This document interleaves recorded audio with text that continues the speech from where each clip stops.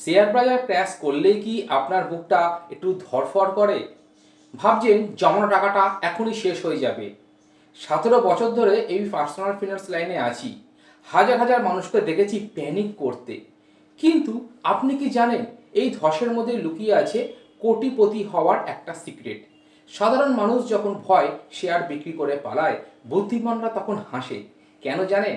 Video ঠিক 45 নম্বর সেকেন্ডে এই একটা ম্যাজিক ট্রিক বলবো, যা জানলে আপনি আজ থেকে মার্কেট করলে আপনি কাঁদবেন না, বরঞ্চ মিষ্টি বিতরণ করবেন।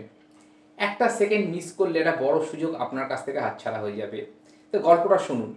শপিং মলে যখন 50% ডিসকাউন্ট দেয়, তখন আপনারা লাইন দেন তো? তাহলে যে কোম্পানি গতকাল 1000 টাকায় কিনতে রাজি ছিলেন, আজকে মার্কেট কারেকশনের জন্য সেটা 700 টাকায় পেয়ে পালিয়ে যাচ্ছেন কেন? মনে রাখবেন, মার্কেট ক্র্যাশ কোনো লোকসান নয়, এটা হলো স্টক মার্কেটে একটা ক্লিয়ারেন্স সেল। বুদ্ধিমান বিনিয়োগকারীরা এই সূচকের অপেক্ষায় থাকে দীর্ঘদিন, কারণ এই সময় সব থেকে ভালো ইউনিক শেয়ারগুলো সস্তায় একদম জলের দরে পাওয়া যায়। একেই বলে ভ্যালু ইনভেস্টিং। বিনিয়োগের ক্ষেত্রে এই কথাটা আপনারা অনেকবার শুনে থাকবেন, কিন্তু সাধারণ মানুষ ভয় পেয়ে মাঝপথেই লসটা বুক করে বেরিয়ে যায়। আপনি কি ঠিক সেই ভুলটাই করছেন? এবার শুনুন 45 সেকেন্ডের সেই সিক্রেটটা। মার্কেট যখন পড়ে তখন প্যানিক না করে ভালো ফান্ডামেন্টালি কোম্পানির শেয়ার অল্প অল্প করে অ্যাকুমুলেটেড কেনা শুরু করুন।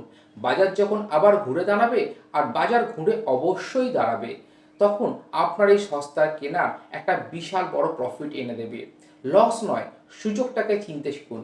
এই রকম প্র্যাকটিক্যাল ফাইন্যান্সিয়াল নলেজ পেতে এখনই আমাদের দুটো চ্যানেল, সুব্রত ক্যাপিটাল এবং স্মার্ট বাঙালি ইনভেস্ট করো, দুটো চ্যানেলকে সাবস্ক্রাইব করুন। দেখা হচ্ছে পরের ভিডিওয়। ভালো থাকবেন। জয় জগন্নাথ।